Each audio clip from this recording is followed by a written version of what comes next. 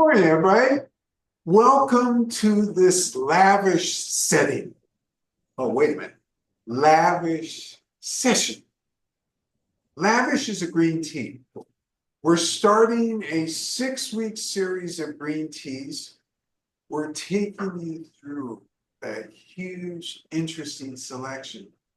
But before I get into that, let's talk about the news of the week. What happened here at the tea shop? Well, a lot of things, including a brand new person from the East Coast who's out here visiting a relative who spent 2 periods of time living in China for brief periods of time, 30 to 60 days at a time, in 2010 and in 2013. So he had some sense of tea, but was still completely surprised by what was in here.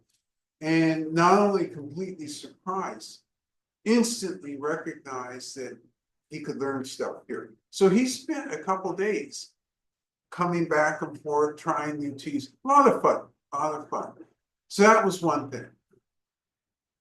I want to talk about craft before I get into language, because all of you have certain craft talents. But recently, one of our esteemed friends has demonstrated craft at the very highest levels, and that would be Rob. Rob brought in on Wednesday, and I hesitate to say this out loud. I had to think about this a long time before deciding, I've got to really include this. And actually, as an understudy, now I have, and I'm wearing linen, I have to tell you the real truth about why I had to think about this for so long. Because I realized if I announced it many Wednesday mornings, beautiful things end up in the tea shop. Beautiful, edible, non-aromatic things end up in the tea shop. That maybe my share of those beautiful, aromatic, edible things would be less. So what showed up on Wednesday? Sourdough bread. Now, all of us living in the Bay Area have had very good sourdough bread. The Bay Area is famous for sourdough, but you haven't had this bread. What's the very first special thing about this bread? The starter was created using earth spirit. That's our tea, earth spirit. So Rob used that as an experiment to see how it would interact in creating the starter. And it worked extraordinarily well. And the end result was out of this world good. We shared with the people in the Jingmai Mountains, because that's where Earth Spirit comes from, that we had used their fermented tea as a starter. And they were absolutely blown away. So kudos to Rob. Thank you again for experimenting and sharing your experiments. Totally, totally amazing experience. All right, so let's get into talking about, amazing experiences and lavishness. Let's get into lavish right now. So why haven't you heard of lavish before? Why is it that most Americans will not have heard of lavish? Because it belongs to small varietal tea. Small varietal tea from Anhui Province. So there's two issues here. Most Americans might have a vague sense Anhui Province. Yeah, that's probably in China. They might have that vague sense, but where in China? Not so clear. Hence, by the way, for those of you who haven't checked your email this morning, I sent an email with a handy dandy map of where Anhui Province is. And I actually went further because it talks about Jingjai County. That, by the way, is the county where Lavish comes from. And there's mountains in that county. The Dabie Mountains in that county. So you have physical pictures of the mountains. You have a map of that area, Jinjiai County, exactly where it is. You notice when you look at that map, it's actually technically in Anhui Province, but it borders Henan to the west and north, and to the west and south, it borders Hubei. So it's right there in a very tea-rich region. And it's a tea-rich region, but you don't know that because most of the time, where am I? I'm down in Fujian, I'm down in Yunnan, I'm in Hubei, I'm in Hunan, but I am very rarely actively giving the love to Anhui that it deserves. And Anhui, by the way, does deserve quite a bit of love because from a green tea perspective, this is one of the best and most interesting provinces in China for production of green tea. And you know some of those green teas, Premier's Choice, Wong's Creation. But, and wait a minute, I'm not done. It is also famous because Qimen County is located in Anhui. And probably all of you, as soon as I said Qimen County, oh yeah, I know where Anhui is. That's where the Yellow Mountains are, because I've talked about Qimen so much. But I haven't talked about these small varietals much because A, not that much is produced, and B, we've just never showcased this like we're going to showcase it over the coming weeks. So what is it about small varietals? Does that mean that they look like miniatures like this? And the tea plants are really small and tiny? No. Small varietal indicates that it's not grown in many places. So let's talk about Lavish for a minute. Where is it grown? It's grown in Jinjiai. What's the soil like there? It's 5.5 to 6.5 pH, so it's medium acidic to slightly acidic. Is it red soil? No, it's brown soil and yellow soil. And is it close to any natural wonders? And the answer would be yes. The forest in the Dabie Mountains is the largest original left forest, a primeval forest in eastern China. So it's a huge, interesting area, and the tea actually grows in that area. What about other aspects of terroir? Is it Han or non-Han? It's mostly Han. So from a cultural terroir, it's mostly Han Chinese. From the perspective of, is there fog? Are there clouds? Are there mountains? Well, the pictures, the physical pictures themselves illustrate all of those. There's mountains, I love them. Lots of fog, lots of clouds. Average annual rainfall is about 70 inches a year. So it gets real rain. So there's a nice watershed without being marshy in the mountains. And actually those mountains drain into the Yangtze River basin. So they're important sources of really good water down to the Yangtze River. So that gives you some sense of the environment. So much like when we talk about Fujian, where it's foggy 150, 160, 170 days of the year, the Dabie Mountains are also foggy for at least 100 days a year. Lots of rain throughout the year. There are 4 distinct seasons.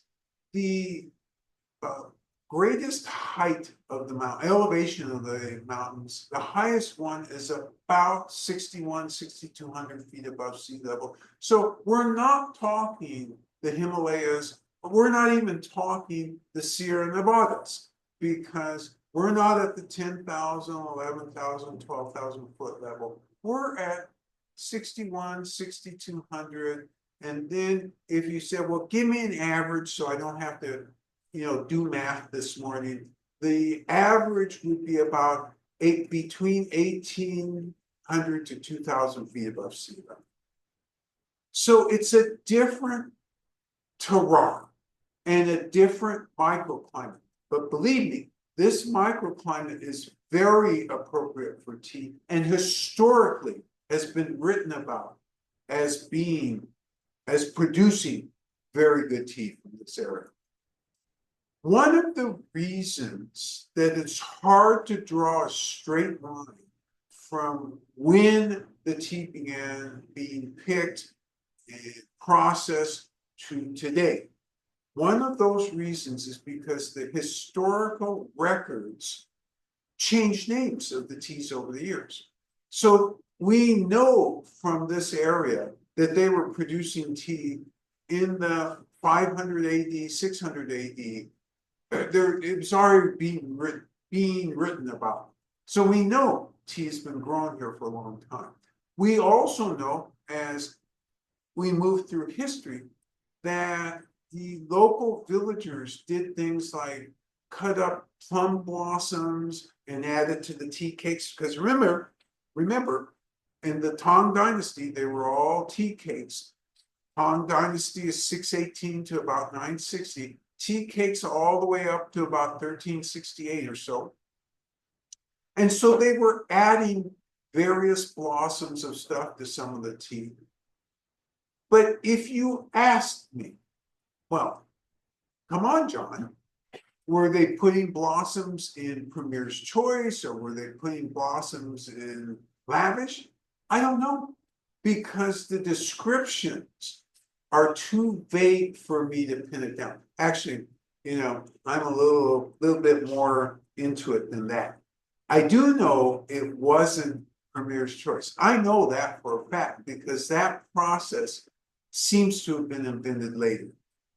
I also know it wasn't Wong's creation because that wasn't hybridized until almost the 1900s. So those two we can kind of rule out. But all these small varietals, it is very likely that they were part of the source material for doing this. All right, so what are the other characteristics that have been written about historically about this tea, about green tea in general from this area?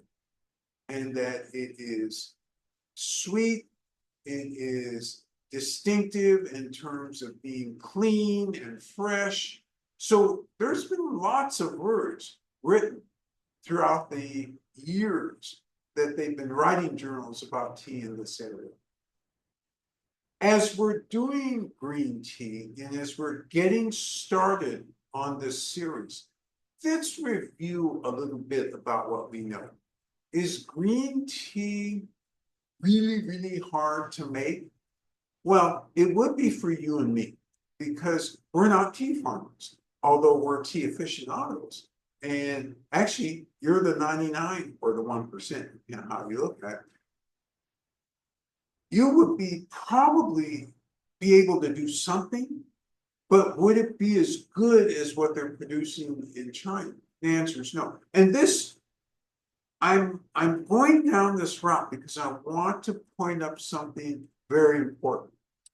In China, in this area, they have close cooperation with the agricultural university that we went to this year in Hefei. Hefei is the capital of Anhui Province.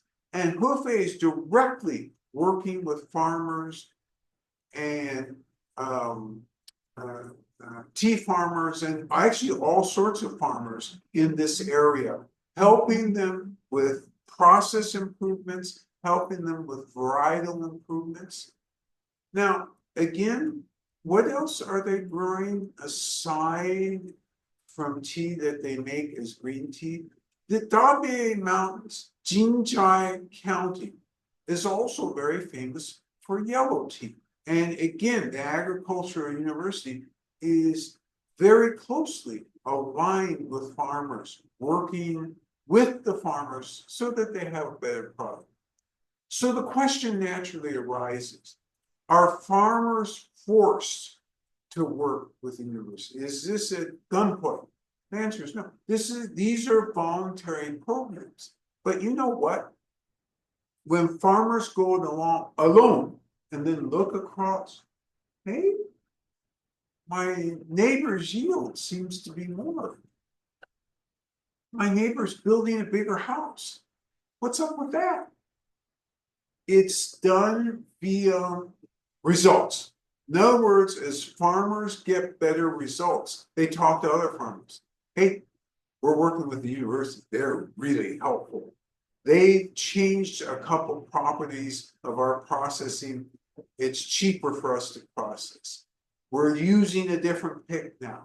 We're advertising. They get the full series of classes or information that comes to them. They don't have to go into Hefei. The scientists go out to the field. And it's really a close working relationship. And hence, the farmers there are very lucky because the agriculture university is so connected with them. So that's one of the things that makes these small varietals come alive, because they've got the best of the farmers. And by the way, are the farmers divorced from the tea elite? They're not.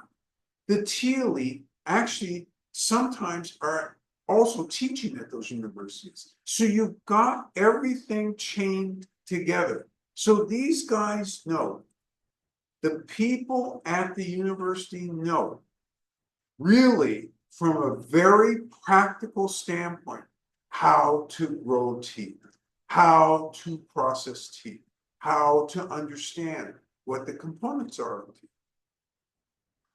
So green tea in general, just as a reminder, you pick, but before you pick, you make a decision. Okay? Where in the market do I want to be? Do I want to be at the high end of the market, getting the most money? Or do I want to try and go at a lower level of the market and get a lot of money because I'm producing a big yield, but it's not a really high quality, but it fits in that area of the market? So philosophically, I'll answer this question. Not every farmer will respond the same way I'm about to answer, but what I am answering will cover the bulk of the farmers. So if you're a small varietal, generally you want to advertise locally. And let's talk about what locally means. It means Anhui Province. It means the bordering province of Hubei. It means even the little south in Hunan, because these three provinces are big. Oh, and actually it does include a little bit of Zhejiang province as well.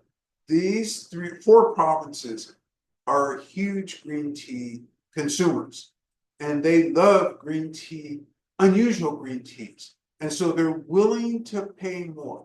The elite in society are willing to pay more. So rich people, when they're looking for a gift for someone that they like and is important, they'll buy a small variety because they want to surprise. Oh, you ever had this before? Oh my gosh, I've heard of this thing, but I've never had it. That type of thing. And so they're aiming, and that's what Lavish is, by the way. It's this small type of variety that would be used as a gift tea. And this exactly explains why you can't go into stores here. Hey, give me a pound of Lavish. Well, first off, a pound of Lavish is kind of a lavish price. And so therefore, you wouldn't be doing that anyway, but just trying to find it anywhere here would be very difficult. I would almost assert, I have to be very careful with this because of course there's going to be one shop that has it somewhere else. But I'm unaware of any other shops here in the US, of course, that have this. I don't want to say that authoritatively but pretty authoritatively. You're not going to find this anywhere else. So you make a decision where you want to be in the market. In this case, they chose at the high. You make a second decision. If you're at the high end of the market, are you going to pick a bud, or are you going to pick a bud and a leaf, a bud and two leaves? Where are you going to be? So there's this balancing act between, all right, if I pick a bud, God darn it, it's going to take me 22,000 hand picks to get 1 pound, about 500 grams. God, that's a lot of hand picks. It's a lot of work. But you know what? If I include two leaves in that, well, it's only going to take me, 8,000 hand picks. That saves money. But wait, I'm in this for the big money. And I'm in this for being renowned about doing something really, really interesting. So typically, if you're in that position, philosophically, you're going to do one of two things. You're either going to pick a bud or a bud and a leaf. You're going to be there. That's the sweet spot for the very top of the market. And once you make that decision, you're going to pick, you're going to bring it into the farm, you're going to wither slightly so that it's pliable. What does slightly mean? You're going to throw it outside, wither under the sun. If it's not raining, there's no dew in the air, and you're going to let it sit for, and you'll keep rotating for about 45 minutes to an hour and a half, something like that. So all of a sudden the leaves become limp. About 40% of the moisture is out of the leaves. And so now if you're going to roll it into a shape, you have the real opportunity to do that.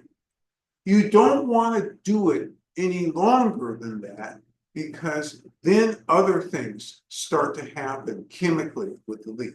You want to be at about that sweet spot, about 40% of the moisture out, very handleable. The leaves won't break apart when you're doing stuff. Next thing you want to do is, no matter what, no matter where in the world you are, you have to apply heat next, because remember, this is unoxidized tea. And unoxidized tea always has to have that very fresh, greenish appearance and taste. So you apply heat, usually somewhere around 300 degrees, 300 or 400 degrees. Every place applies it for a certain amount of time. That's not very good for recipes. But what I mean by that is the farmer knows by tradition about how much time. More importantly, they know by smell how much time. So in some places, it's going to be 20 minutes. In other places, it's going to be 15 minutes. Other places, 20 minutes. Farmer knows, and they have a history and a lineage for doing this. But no matter what, heat's applied. After the heat's applied, actually, you have two choices. And I said that slightly incorrectly. I said after the heat's applied. You actually have this choice before the heat's applied. You can either shape it as heat's being applied. Now, if it's a single bud, the shaping goes into effect. So you think of heirloom, which is single buds, or you think of dragon well, which are single buds. While they are denaturing the oxidation enzyme, they're also shaping it. They wanted a certain flatness, and you do it at that point. If you have a bud and a leaf, or more, then if you're going to shape, you typically don't shape at that time. You do the heat, you take it out, you let it cool slightly, and then you shape. You roll in whatever shape that you want the tea to end up with. And is this a flavor thing? Is it an aesthetic thing? What is this thing? And it's, for the most part, a tradition and aesthetics. It's really not very much of a flavor thing. It's really more about the look of it. And sometimes it's the trademark look of it. So for example, we have a tea in here a green tea called embodiment. Well, it comes out as a balm. That's the trademark look of this thing. You think of Premier's Choice. That also has a trademark look to it. All right, so that's the next step. And then there's always some small amount of cooling, not a lot, probably half hour usually. And then there's baking. Why do you bake at the end? You just got through putting 300 or 400 degrees of heat on the TV. I mean, if you were a really smart farmer, wouldn't you do all that stuff all in one step? Doesn't work that way. The baking actually is an oven baking usually, although sometimes it's rigged up in a non-oven way, but for the most part, an oven baking, and it's at a different temperature. And so really what you're trying to do is get the moisture content down to 4 or 5 or less %. Because before you sort the tea, you got to do that step, because after you sort and pack it, it's too late. And if you don't have that down to 3, 4, or 5% moisture, what's going to happen to the tea? Over time, it can mold. Whereas if you have it down at that very low moisture point, it's not going to mold. It's a way to preserve the tea. So those are the basic steps. Did I leave out any craft steps? Yeah, every tea tradition has some extra craft steps, sometimes some extra folding of the leaves, sometimes another heating process, but those you don't have to worry about. You know the basics, and Lavish underwent the basics. So as far as we understand, Lavish has probably been around as a small varietal for probably at least 600 or 700 years. And the following question you may have is, well, how does a small varietal then become a big varietal? And again, small and big, not related to size of plant, but size of planting area. So remembering, farmers do what they know, right? So if you are in Zhejiang province, you know the varietals there. If you are in Yunnan, you know the varietals there. Are you willing as a farmer to take on a varietal you don't know? Well, in the old days, unless you were a Buddhist farmer, the answer was no. Why were the Buddhists and Taoists different? Because remember, from temple to temple, they traveled and they shared information about tea and they shared varietals. So they could end up doing different varietals and creating different teas that originate in different places. But as a normal farmer, that almost never happens. These days, because of the cooperation with the agricultural institutes, you have things like the following. In Fujian province, didn't I say I wasn't going to talk about Fujian today? Oops. In Fujian province, the Agricultural Institute there has determined that one of the white teas is especially hardy and especially easy to grow in other places. And so as a result, that tea grows all over China, because that institute, as farmers come and visit the institute, they can take it back. They find it's easy to grow, it's hardy, it's pest resistant. Most of these smaller varietals don't have big names in the institutes. The institutes know about them, and they help them in these particular areas where they are. But remember, you're in competition. Think grocery store for a minute. If you want to introduce a new kombucha, You go to the store, oh my God, where would they put a new one? Even if I introduce the best thing in the world. So there's, in quotes, shelf space. There's competition for the space. There's competition for the land in China, because if a farmer opts to do something they don't understand very well and it goes south, what happens? All the neighbors, oh, did you hear? You know, so and so tried this.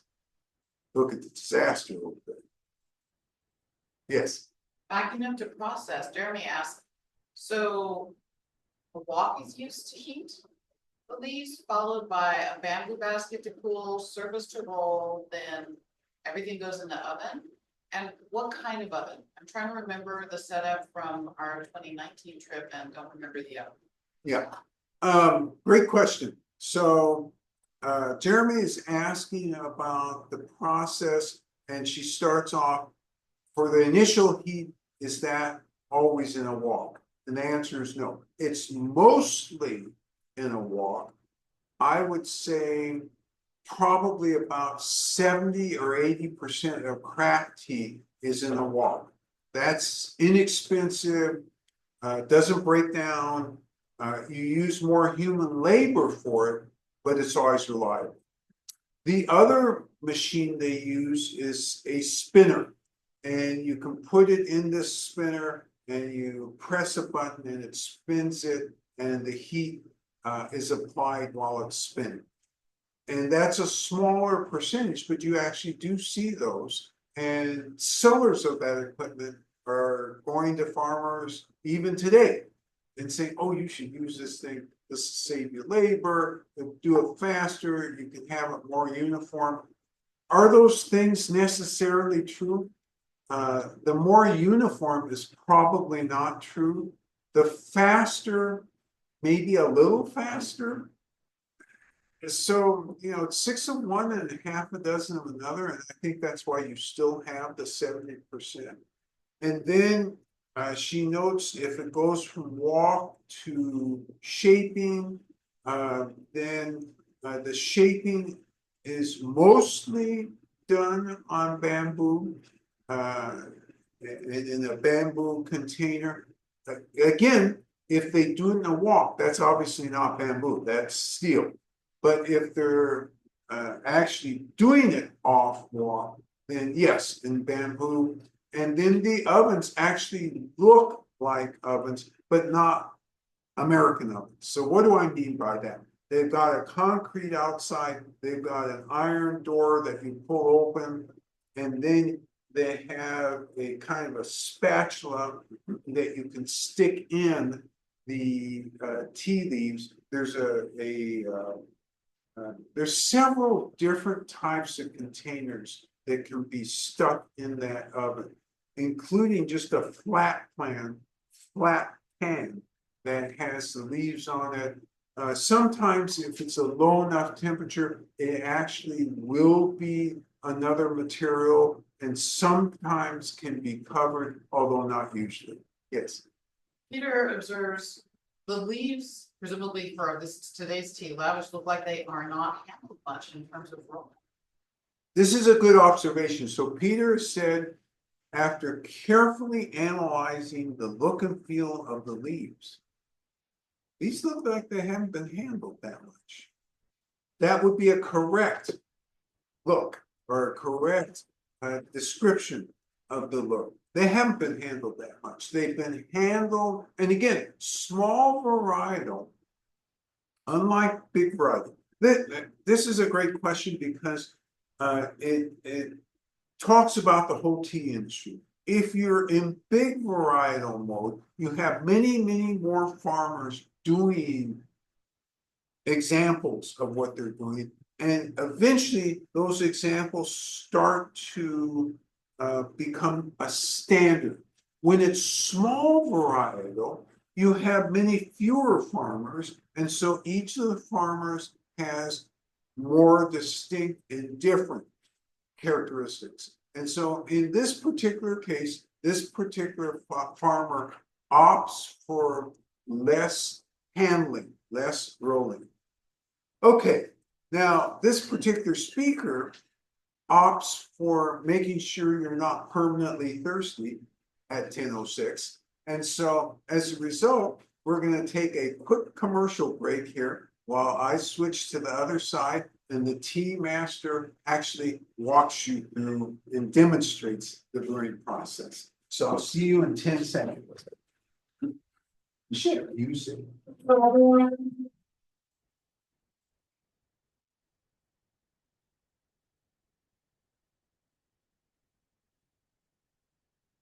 Okay, here I come into the screen. Not there yet. Tea Master said I probably should lose some weight because it takes me too long to get behind the camera, behind the counter. So I'm working on that. I'm working on it. I'll get here faster in the future. And it gives me great pleasure to bring forth the very beautiful and numinous and in a great mood Tea Master, B2. Yes. Good morning. 早上好. Yeah. My name is Biju. Yeah. We do green tea, huh? So today, this is lavish. Okay. 6 grams. So.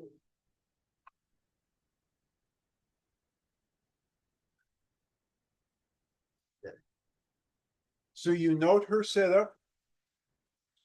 3 glasses, 2 is enough for you. But 3, we can cool down the water faster. A tea toy, protect the interest of the shop. She draws 175-degree water, heats the glasses, also make sure that they're absolutely clean without any foreign objects in them.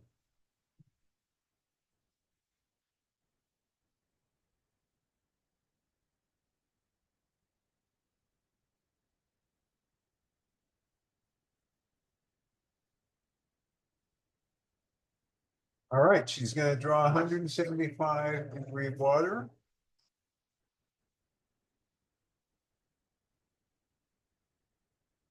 And one of the things you're going to see is her dissipate the steam or aerate the water.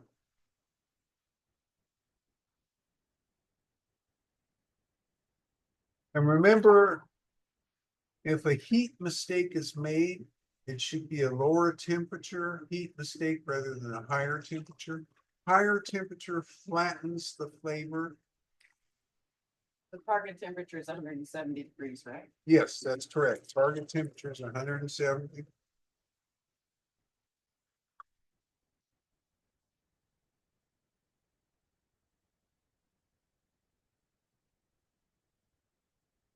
And it happened so quickly. There was a subtle move that Bijou performed just a second ago. And there she does it again. She touches the glass because she can tell through touch, through the experience of touch, about what the right temperature of the glass should be. Puts it in, heats up the leaves, smells it, gives her the initial indication of what this is going to be like, puts the cooled water in a kettle that has a spout, aerates the water, and when it eventually gets back into that, let's see if this is going to happen this way. Let's watch and see.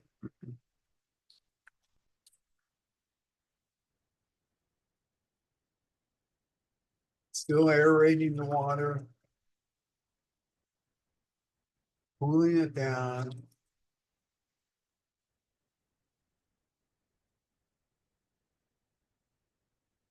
And directly into the glass this time, pouring on the side. And when you have clear vision, pouring onto the side like this is correct. And the timer is set 3 minutes. for 3 minutes.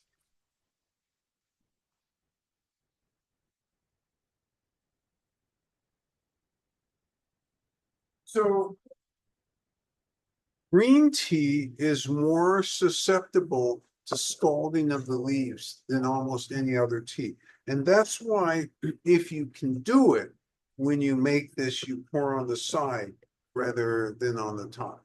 But, you know, these are details. And if an accident occurs and you pour directly on the leaves, don't worry about it, because these are small details. Accumulation of details comes to the best flavor, but you know what? It's still going to be an outstanding flavor, even if that occurs. So in going through the brewing, one of the main things that I remind you is you don't cover. Covering flattens the flavor.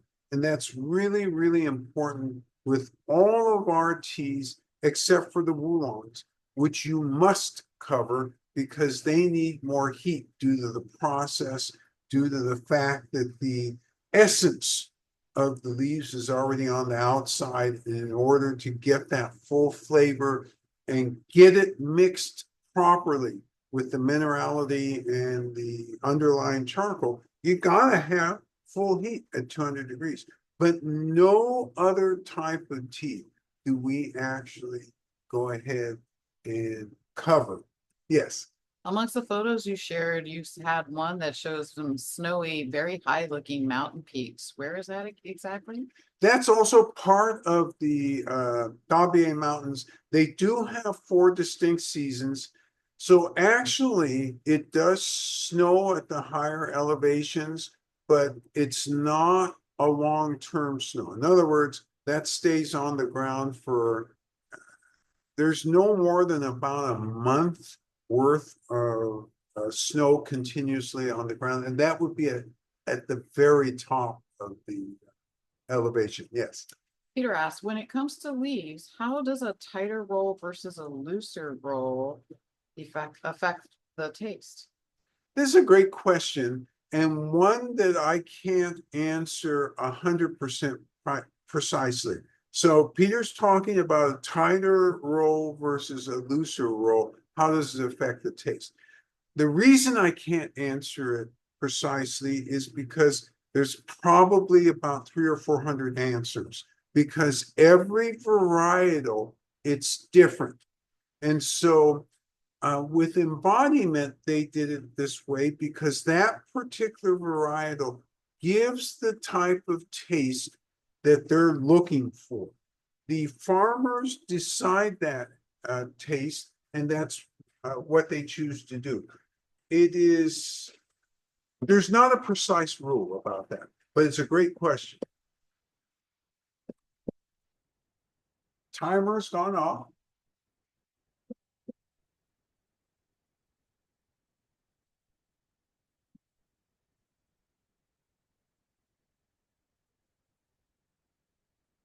And look at this.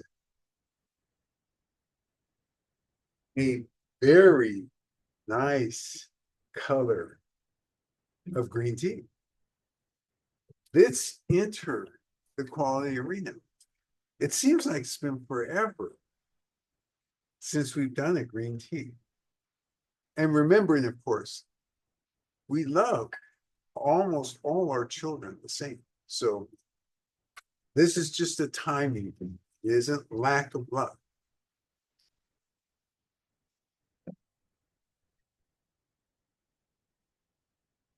Okay, 170 degree. You notice I took a much bigger sip.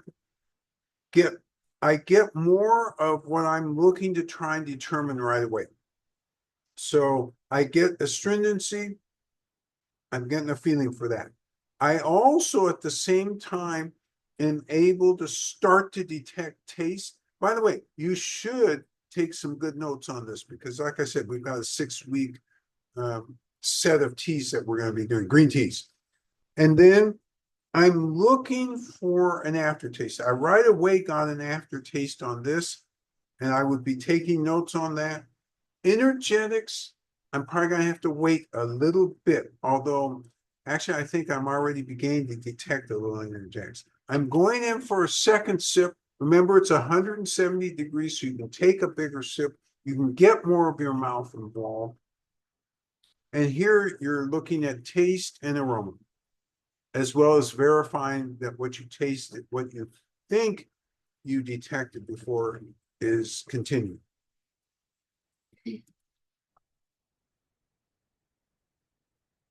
And I will point out to you when you do this, this has a lovely, lovely color to it too. Hard to describe. I mean, green is part of that description, and translucent with lots of trichomes in here. It's beautiful. All right, it's your turn to brew.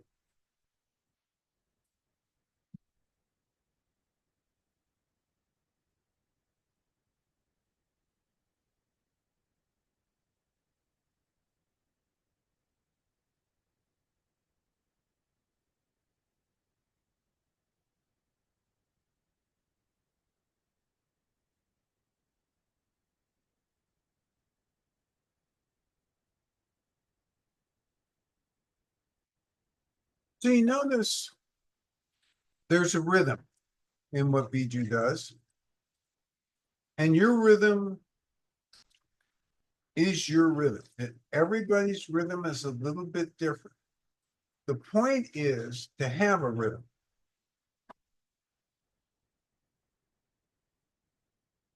And the more you understand these teas, the more your rhythm will match what's necessary for the teas.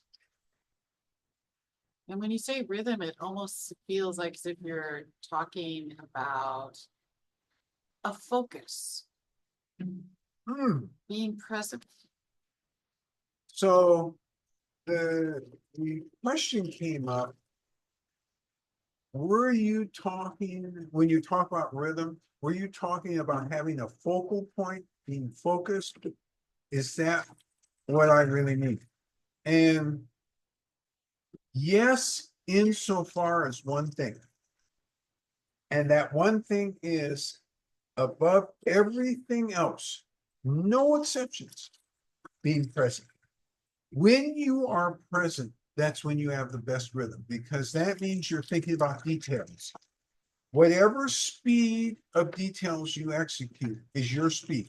That's your rhythm. But the rhythm implies being present.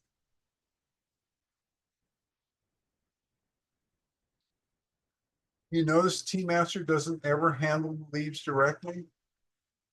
Very important.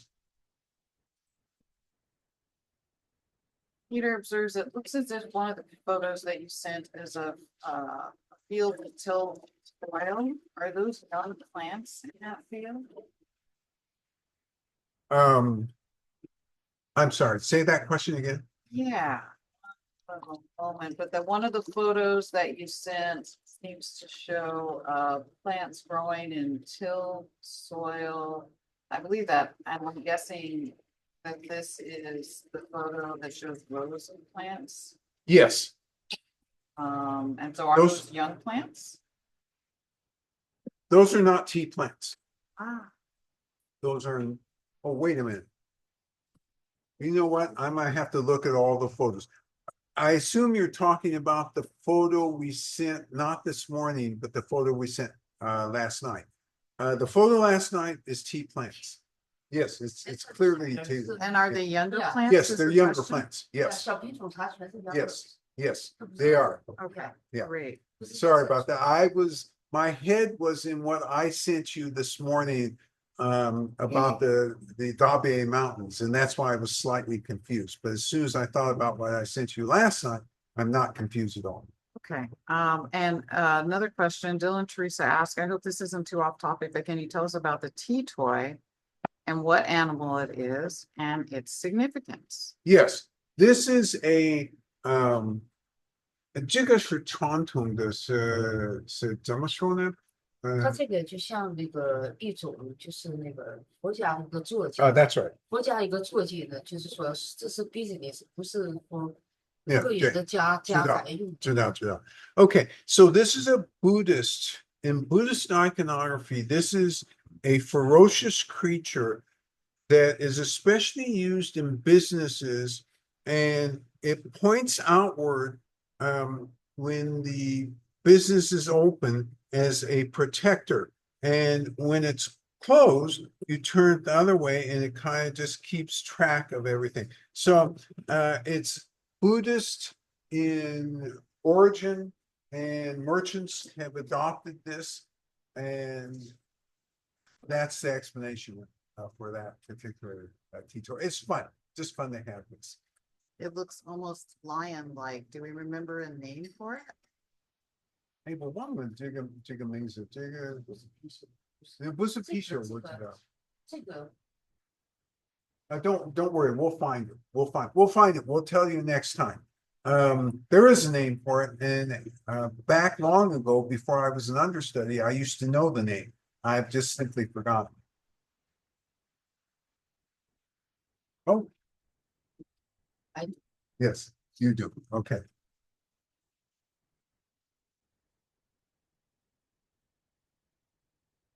All right. Oh, I see. This is what happened. All right. I forgot to push, but the tea master never forgets. I'm looking at my clock and it's not running at all, but her clock is running real good. So before I start off on a digression, we only have 15 seconds here, so I'm gonna let this run out. And then it'll be your turn to talk about what you're detecting in this tea. And we already have some Okay. feedback. Jeremy says hazy, light yellow, green broth with abundant trichomes dancing in the water. Then the lightly floral scent, pardon me, the scent, lightly floral scent of the dry leaves, which is much more muted in the tea water. First sips, very juicy and crunchy. My goodness. You know, this is the privilege that I get in dealing with all of you, because all of you are that good. So Jeremy led off and talked about all the trichomes in the tea water, and then immediately launched into a key element. She said the leaves had a slight floralness before, as they're heated, but that the florality is less in the tea water itself.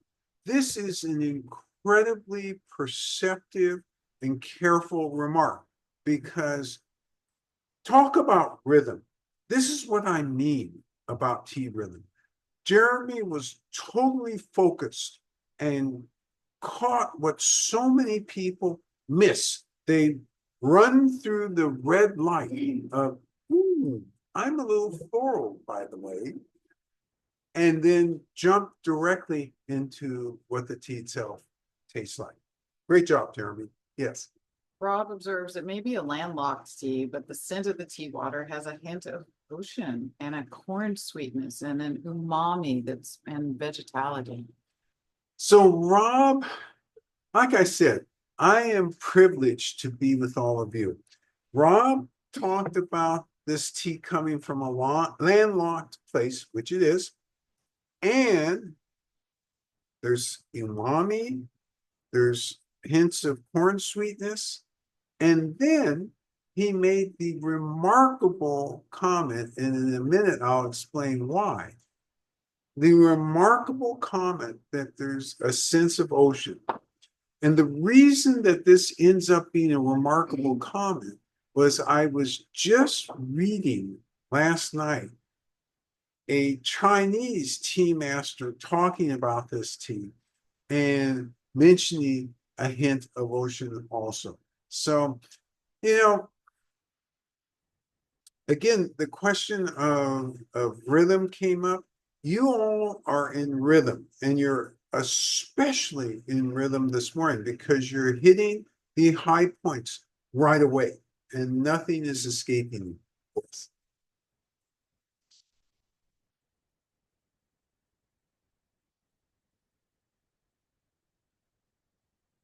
So one of the things you'll notice is as you drink this tea, one other aspect of this is it's extremely fresh and clean. And in addition to all of these other attributes that you pointed out, the Chinese palate would talk about the freshness and cleanliness of this tea. And they'd also talk about consistency of the tea.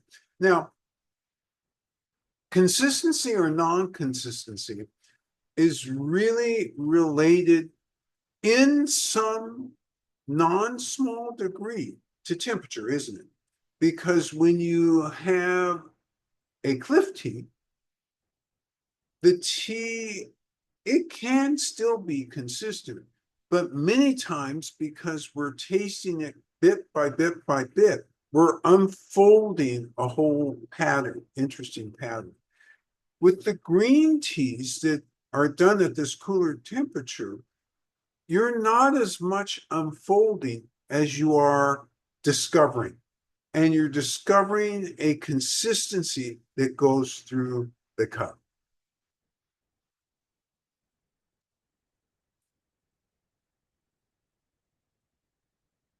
Peter says, what's nice about this tea is it really invites me to slow down because there's so much there, but it's subtle and it takes a moment to allow. Love this comment. This was the one thing I left out, and I was hoping you would catch it, and you did. There's a subtlety to this tea. And you have to be paying attention to pick up on that subtlety as you go down through this. If you stop with your first assessments and don't try to keep tasting into it, you'll miss, or you won't be as aware of that subtlety as if you're present the whole way through the cup. And that's what I love about green tea. It forces you in some way to slow down. That's a really interesting comment, because I never thought of it that way for me. But in fact, that is exactly how I drink green tea. I tend to slow down because I want to see everything that's there. Yes. Jennifer says, in addition to the corn sweetness, there's a buttery velvet quality coating my tongue, but not too much. And the energetics are centering. I love this. Energetic centering. Absolutely centering. There's no hint of bitterness distraction. There's no hint of anything that doesn't belong there. Everything that you are getting just brings you to a centering point. The other thing that Jennifer said, which I really, really appreciate, buttery and velvety, not in an unpleasant way, in a very attractive way. So this tea, you get to be centered or centering only if every note is where it's supposed to be. Only if everything is in tune. Great comment. Okay. Oh, and we've come to the conclusion. Oh, go ahead. Sorry, I'm going to sneak in a couple more comments that came just scooting in. One is that the tea liquor has weight and is substantial, is what Jennifer said. The tea liquor has weight. I like this. So the tea liquor or the tea water has weight and is substantial. If it were just lightly floating, it could never be centering. You're absolutely right. It does have weight. And I also like to say with that weight, it's balanced weight. Yes. Jeremy observes a slight astringency on the sides of her tongue and in the mouth, and then it's an easy swallow and it's warming to the core. Easy swallow and warming to the core for Jeremy and for me too. And what was the first part of that? Light astringency on the sides of the tongue. And remembering for all of you, if you're not getting that, don't worry, because genomically we're all different. For me, instead of the sides of the tongue, I find that mid-tongue to foretongue, I'm getting this. Peter says, I took a few sips to experience a nice brightening in myself energetically. And I'm going to venture to say that in all that subtlety, there's also the barest hint of spice. And he also loves how the tea changes as the experience of the tea changes as the temperature drops. So Peter points out the experience of the tea changes as it drops. And you only understand that if you're present. And you only understand that if you're, in quotes, drinking in rhythm. And that being defined as being present. So that's a great catch on that. Peter also, as he's going through, catches a slight hint of spice. I think I know where you're going with this, Peter, because I detect a non-specific spice, but I can't tell. It's certainly not cinnamon, but it'd be a lighter spice of some sort, almost like a hint of very fresh marjoram. Now we're getting out into the we're getting far out here, and I actually didn't mean to go that way, but I'm not blaming you. I'm responsible for my own rhythm, but great comment. All right. As usual, my gosh, all I have to do is just come here and be present. All of you are so good that there's nothing else for me to do. And I love that about your commentary. I love the fact that you all are obviously demonstrating being in rhythm. The scope of your comments, incredible. And I love that we started out with this tea. Next week, we're going to still be in Anhui. We're going to still give some love to Anhui. You know, they watch these things in China. And we did get a comment from China. What is it? You don't like Anhui anymore? We love Anhui. Hey, we love Anhui. There we go. That's the spirit. We're still in Anhui. We'll be in the Yellow Mountains next week with Yellow Mountain Reserve. All right. Your responsibility this week is to stay healthy, and we'll see you next week. Bye-bye now. Take care, everybody. Bye.